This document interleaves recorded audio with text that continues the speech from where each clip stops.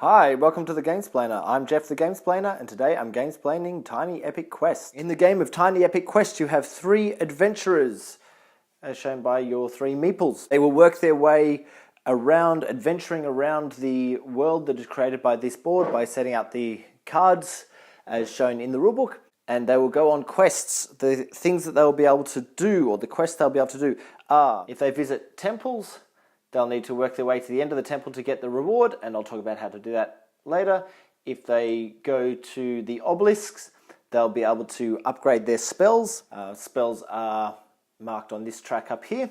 And if they go to fight one of the goblins, as marked by these tokens, they'll also get some rewards. Or they could just go to these grottos and get the reward as marked on the card. Now those grottos, the rewards marked on the card, you get them straight away when you visit them. So the game is broken into 2 phases, day phase and night phase. Day phase is when you move. If you go to a grotto during the day phase, you'll get that benefit straight away. Everywhere else, you'll deal with actioning that during the night phase. So if you're at a temple or an obelisk, or you're fighting the goblins, that all comes out during the night phase and gets worked out. It's worthwhile having an idea of this card before you start playing, as this shows you how the game will score at the end.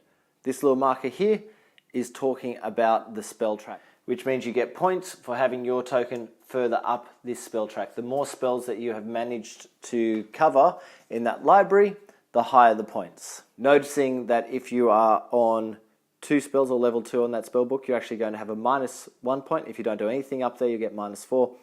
And obviously, the more spells you get, the higher those points for the spell track. Next up is for quests. So once again, you've got negative points for 0 or 1, and then you've got the positive points. And I'll talk about quests in a second. And the other area to score is on defeated goblins. So whenever you defeat a goblin, you'll take the token to keep track of it. And once again, if you don't do anything there, you'll get negative points. And as you go further up, you'll get positive points. And there are also 4 points available for each of the weapons you manage to achieve from your own card, and I'll talk about that in a second as well. So first, let's have a look at the day phase. What happens during the day phase is everyone moves. Now, there are 5 different movements available to us, which are marked by these 5 cards. The start player will select one of those 5 cards. That player will then move one of his adventurers in the way that the card tells them to move. Then the next player will do the same movement with one of their adventurers, and so on around the table. Once we get back to the start player, then the next player in turn order will choose a second card out of these movements available. And you'll keep going until 4 of those movement cards have been chosen and everyone at the table has done their movements or elected to stay where they are. If you elect to stay where you are, you will gain a health or a power, which are marked by these tokens, up to your maximum as marked by those markers. You may gain 1 health for if you've got a meeple in a castle. You may only gain that once per movement phase rather than once per meeple in a castle. The other thing to remember or to be aware of is when you move, if you move past a goblin that is on its red side, it will cost you power or these energies. So you move your token down 1 in order to move through that square. However, if you choose to stop on that card, noticing the cards have 2 sides, it doesn't matter which side you're on, then you'd flip that goblin back to green side and stop there, and it won't cost you any power at all. So what are the movements? First one is by horse, which means you can use any of the horizontal roads. So you'll notice there are roads that travel all the way along the horizontals of the board. So if I move 1 by horse, I might move him to here. And so you can go as far as you wish, but only in one direction on one plane. The next is very similar. It's by raft, but we're moving on the verticals, so up and down the board along these riverways. And once again, when you're going by raft, you can go as far as you like, as long as you're along the one riverway. So if I move 1 by river, I might move this one right up to the top there. It doesn't matter how far, exactly, he might only go to that castle. The third one is by foot, which means you can move in any of the directions, including diagonally, but you're only allowed to move 1 card in that direction. So if I move this one by foot, I might go diagonally to here. And he would action that grotto, for example, straight away. The 4th one available to us is by griffin, and that's moving diagonally as far as you like. So if I was to move this one by griffin, I might move him all the way over to there. And the last action available to us is by ship, and that means that you can move one of your meeples from anywhere on the coast or the edge of the board to anywhere else on a coastline. So everything on the edge of the board that doesn't have another card next to it is regarded as coast. This one, even though it's diagonal, does not regard as coast. We only have the straight lines. So I could move this one, for example, to anywhere along this outside. I might move him to right down the bottom corner. Now, you will only get to do 4 of those actions during any day phase. Once those actions have happened by all players, so I've just moved the meeples of both players to various spots along the board or around the tableau to see how the night phase plays out. Now, this is inside the box lid.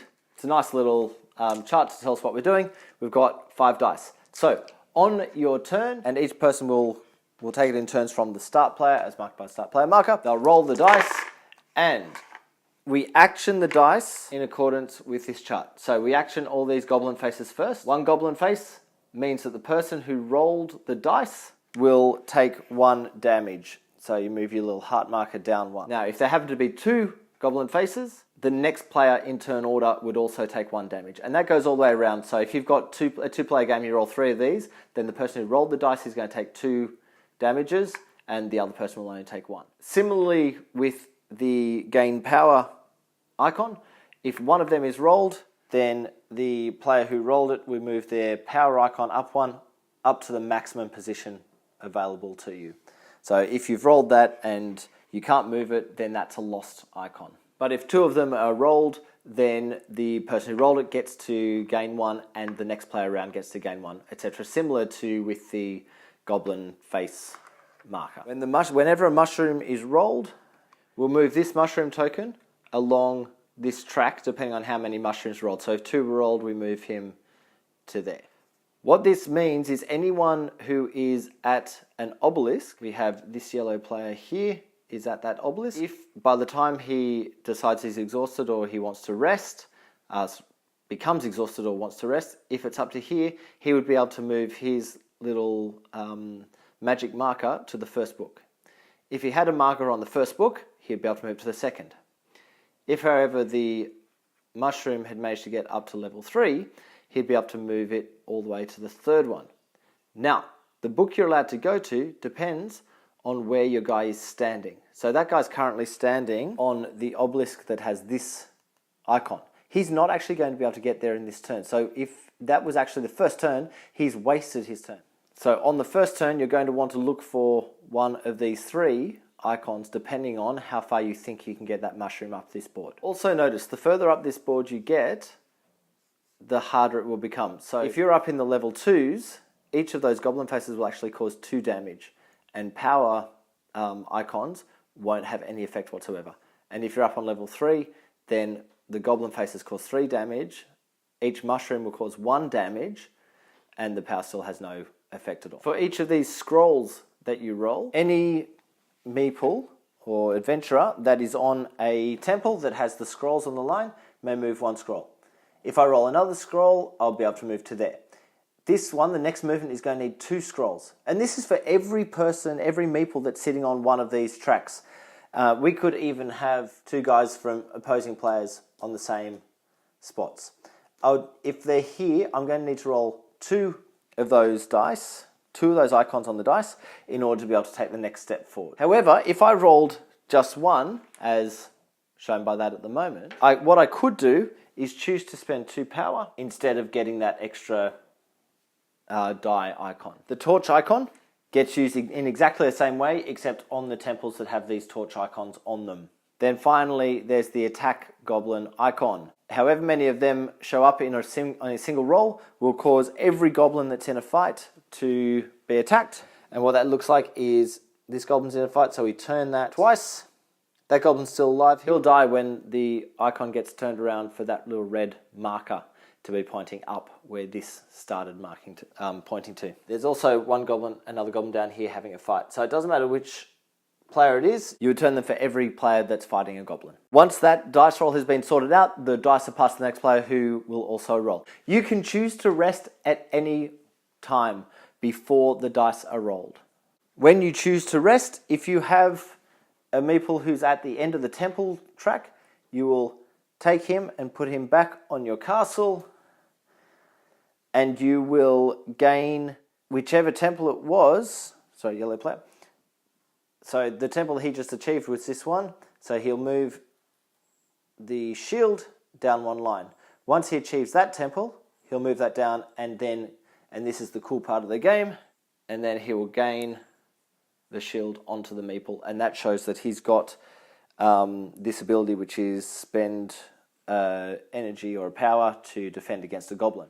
Those weapons and items can be swapped between the meeples that are all on the castle. If you defeated a goblin, so you managed to get that all the way around to the red marker, you'll take that and keep it to the side because that's worth points.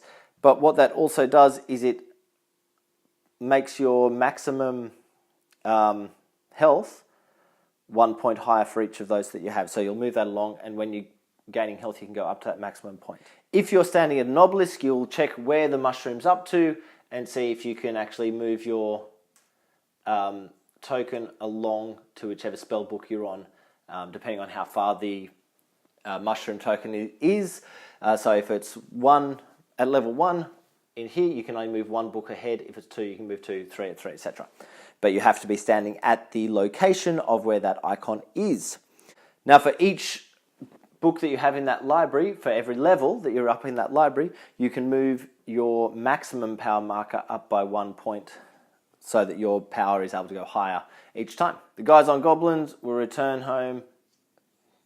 Guys at the obelisks will return home, and you will then gain 1 health point or 1 power point for each meeple that is in your castle at the end of that. So he might pull 2 power and 1 health back up. If, on the other hand, you become exhausted is when your health points go off the end of the board. First thing that happens is you will lose 1 of your spell tokens, which will obviously reduce that by 1. You then return your meeples to your castle, as has just happened, but then you will also set your health back to 6 and your power back to 3 as the starting position. And you will continue going around with the dice with everyone who's still adventuring, and you mark that you're no longer adventuring by taking this card and flipping it over to show resting. The information is on these cards for what actually happens when you do that.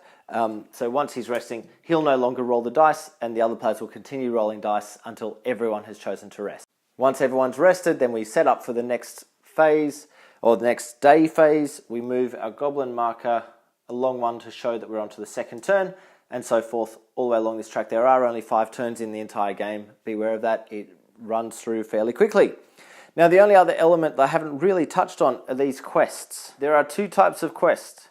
There are the movement quests. They look like this. So they'll show an arrangement of where your meeples need to be, or they'll show a certain type of movement that is required. As soon as you have your meeples in that position, it doesn't matter when that happens, you can claim that quest. When you claim the quest, you'll take this card and you'll put it just at the bottom of your board so you can keep track of how many quests you've achieved. You'll also get the bonus that's on the bottom of that quest, which in this case is moving 1 further up in the spell library. The other type of quest that we have is a treasure quest, and to complete a treasure quest, you need to complete the temple that looks like that.